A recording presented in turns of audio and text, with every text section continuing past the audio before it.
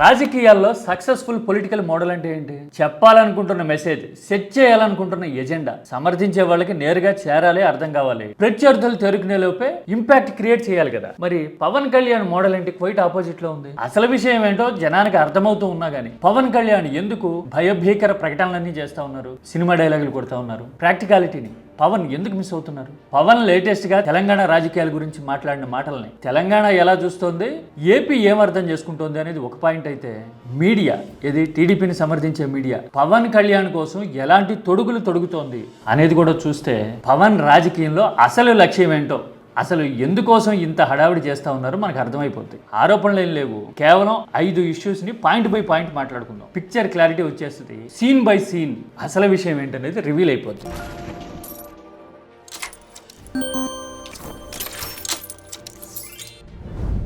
పవన్ కళ్యాణ్ తెలంగాణలో ఉన్నట్టుండి ఎందుకు హడావుడి చేస్తున్నారు అని కామన్ మ్యాన్ ని ఎవరిని అడిగినా కానీ తెలంగాణలో టక్కున సమాధానం చెప్తా ఉన్నారు. ఏంటది? మోడీ హైదరాబాద్ వచ్చినప్పుడు ఆయన ఇంటి దగ్గర కలిశారు. కలిసి 3 వారాలు అవుతుందో లేదో పవన్ కళ్యాణ్ తెలంగాణ గురించి ఆరాటపడడం, తపన పడడం, పోరాటం చేస్తానని చెప్పడం మొదలు పెట్టేశాడు. సింపుల్ కదా. మోడీ పవన్ ఇంటికి వెళ్ళింది మే 10న. ఆ తర్వాత చూడండి క్రానాలజీ, వరుసగా తెలంగాణ ప్రస్తావన తీసుకురావడము, ఏదో రకంగా తెలంగాణలో తనకి ఇంపాక్ట్ ఉంది అని చెప్పాలనుకోవడం అనే తపన, ఆరాటం, ప్రయాస, పోరాటం లాంటి మాటలన్నీ కనపడతా ఉన్నాయి కదా. ఇంతకీ పవన్ ఏం మాట్లాడారు? ఆ మాట్లాడిన మాటల్లో నిజాయితీ ఎంత, నిలకడ ఎంత? 1 by 1 చెక్ చేద్దాం. మొదటిది, బెదిరించే వాళ్ళ మీ అయ్యే జాగీరా తెలంగాణ. ఇది మీ అయ్య జాగీరా, ఎవరు ఆపుతారు అంటున్నారు కదా. ఎవరు ఆపుతున్నారు అసలు? ఇలా మాట్లాడడానికి ముందు మీ పర్సనల్ హ్యాండిల్లో పెట్టిన పోస్టే తిరుగులేని ఉదాహరణ. చూడండి, అట్ మై హోమ్ అని రాశారు, చూసారా? అంటే మీరు ఉంటున్నది తెలంగాణలో, హైదరాబాద్ లో అని మీరే చెప్పారు. మీరు ఉండడానికే అభ్యంతరం లేనప్పుడు మిమ్మల్ని ఆపాలని ఎవరు అనుకుంటారు? మీరు ఆంధ్రప్రదేశ్ ఉప ముఖ్యమంత్రి, అధికారంలో ఉన్నారు ఆంధ్రప్రదేశ్ లో, కూటమిలో, ఉండేది మాత్రం తెలంగాణలోని బాహాటంగా చెప్పగలుగుతున్నారు. అంటే ఆంధ్రప్రదేశ్లో మిమ్మల్ని ప్రశ్నించేవాళ్ళు లేరు అని అనుకుంటున్నారేమో బహుశా. మీరే ఇలా తెలంగాణలో ఉంటున్నాను నేను అని చెప్పేసిన తర్వాత తెలంగాణలో ఆపుతారు నన్ను అని మీరు ఆరోపించడంలో అర్థం ఉందా? ఎవరు ఆపుతారు? అంత అవసరం ఎవరికి పడింది? ఇది పాయింట్ నెంబర్ 1. రెండోది, అసలు తెలంగాణతో అనుబంధం అని చెప్తూ పవన్ కళ్యాణ్ మాట్లాడిన మాటల్లో కాంట్రడిక్షన్ కళ్ళ ముందు కనపడతా ఉంది. రాజకీయ అవగాహన ఉన్న ప్రతి ఒక్కళ్ళకి అర్థమైపోతా ఉంది. ఏంటి ఆ కాంట్రడిక్షన్? ఒక మాట అన్నారు, తెలంగాణ ఉద్యమాన్ని వ్యతిరేకించిన వాళ్ళు, ఉద్యమంతో సంబంధం లేని వాళ్ళు కుర్చీల్లో ఉన్నారు అని. తెలంగాణ ఎవరైతే వ్యతిరేకించారో వాళ్ళందరూ పదవుల్లో కూర్చున్నారు. బహుశా ఆయన ఉద్దేశం రేవంత్ రెడ్డి గురించి కావచ్చు. ఆయన టీడీపీలో ఉన్నప్పుడు ఉద్యమంలో ఎక్కడా పార్టిసిపేట్ చేయలా, పైగా వ్యతిరేకించారు అనడం అంటే టీడీపీ వ్యతిరేకించినప్పుడు అని పరోక్షంగా చెప్పడం కదా. మరి పవన్ కళ్యాణ్ పొత్తులో ఉన్నది ఎవరితో? పవన్ కళ్యాణ్ కలిసి నడుస్తున్నది ఎవరితో? ఆయన ఉద్యమాన్ని వ్యతిరేకించాడు అని చెప్పి తప్పుపట్టే ముందు వ్యతిరేకించిన వాళ్ళు కుర్చీలో ఉన్నారు అని ఆక్షేపించే ముందు మరి మీరు పొత్తులో ఉన్నది కూడా అదే పార్టీతో కదా. మీరు ఎట్లా డిఫరెంట్ అవుతారు? ఇది ఒక్కటే కాదు, ఇంకోటి కూడా ఉంది. గద్దర్తో తన అనుబంధం గురించి చిలవల పలవలుగా పవన్ కళ్యాణ్ చెప్తూ ఉంటారు. ఆయన వెన్నులో తోటాలు దిగాయి అని ఆయన ప్రస్తావించినప్పుడల్లా నాకేగా చాలా మందికి అనిపిస్తుందేమో, గద్దరన్న వెన్నులో బుల్లెట్లు దిగితే గద్దరన్న నా దగ్గరికి వచ్చాడు. అలా తోటాలు దిగడానికి కారకులు ఎవరు? ఎవరి హయాంలో అలా జరిగింది? ఏం గుర్తు చేస్తున్నారు? థింక్ పొలిటికల్లీ అంటారు కదా. రాజకీయ అవగాహన ఉన్నప్పుడు అలాంటి ప్రకటనలు చేస్తారా? సరే, కారు కొనిచ్చాను అని చెప్పే మాటల్లో నిజమెంత, నిజాయితీ ఎంత అనేది తెలంగాణలో రాజకీయ నాయకులు చాలా మంది మాట్లాడుతూ ఉన్నారు, అది వేరే విషయం. కానీ గద్దర్ వెన్నులో తోటాలు అంటే ఎవరు గుర్తొస్తారు?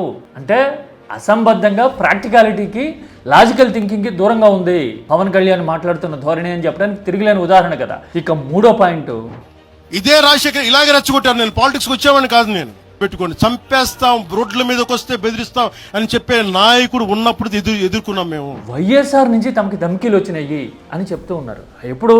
2005-6 టైంలోనే, అంటే ఆయన అధికారంలోకి వచ్చిన తొలినాళ్ళలోనే.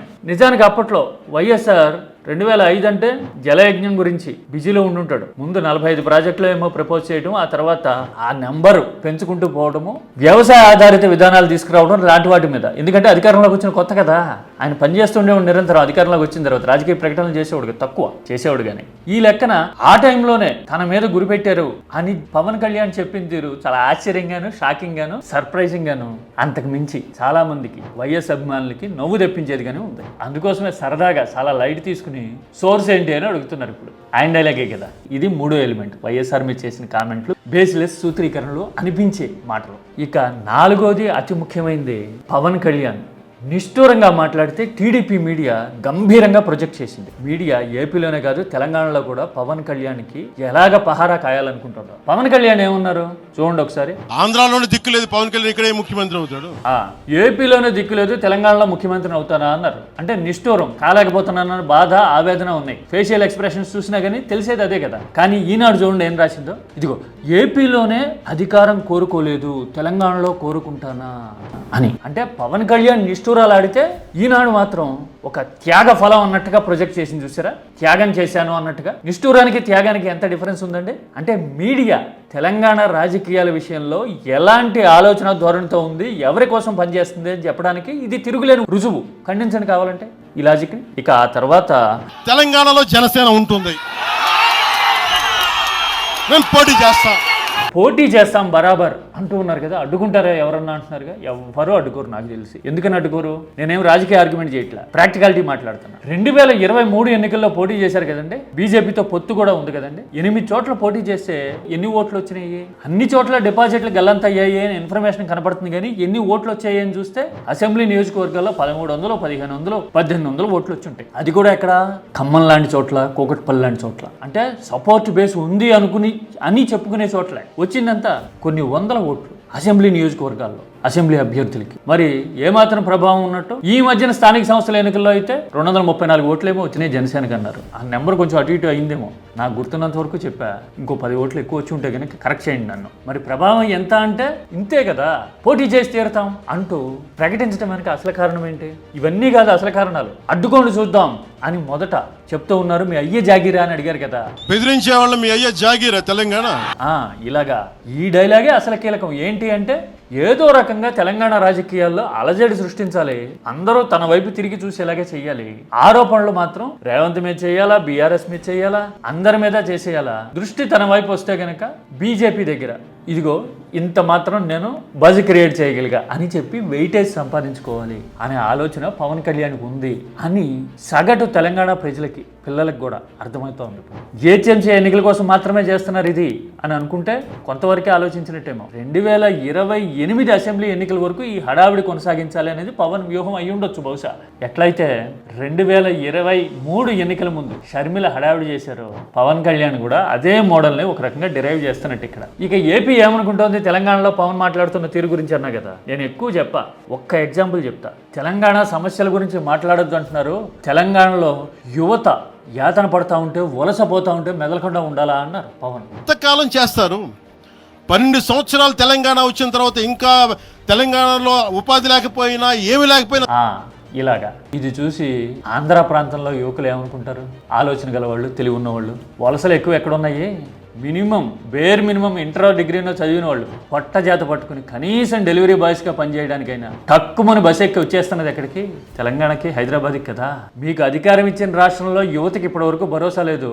ఏం మార్చారు అంటే చెప్పడానికి, చూపించడానికి ట్రాన్స్ఫర్మేషన్ ఇదిగో స్టార్ట్ అయింది చెప్పడానికి కూడా ఏం కనపడట్లా. అక్కడ యువత ఏమో తెలంగాణకి, హైదరాబాద్కి పొట్ట చేత పట్టుకుని వస్తూ ఉంటే, తెలంగాణలో వలసలు యువత ఉపాధి కోసం పోరాటం చేస్తాము అని చెప్తున్నామంటే సహజంగానే అనిపిస్తుంది కదా. అధికారం ఇచ్చి ఇక్కడ గెలిపించి నెత్తిన పెట్టుకున్నాం కదా, ముందు మాకు చేయండి అని అనిపించవచ్చు కదా. ఇలాంటి ఆలోచన కూడా లేకుండా మాట్లాడుతున్నారు పవన్ కళ్యాణ్ అంటే జనం ఆలోచనని ఎంత గ్రాంటెడ్గా తీసుకున్నారు అనేది అర్థమైపోతా ఉంది కదా. కారణం ఏంటి అంటే బహుశా బీజేపీ ఆశీస్సులు ఉన్నాయి కాబట్టి నడిచిపోతుందని అని ఆయన అనుకుంటూ ఉండొచ్చు.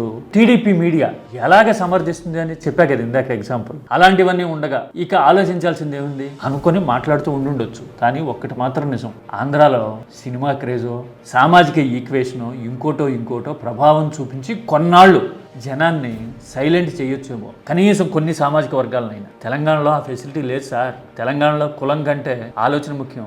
బరాబర్ మాట్లాడుతామంటారు, ముక్కుసూటిగా ఉంటారు, కుల్కర్ దిల్సే అంటారు కదా.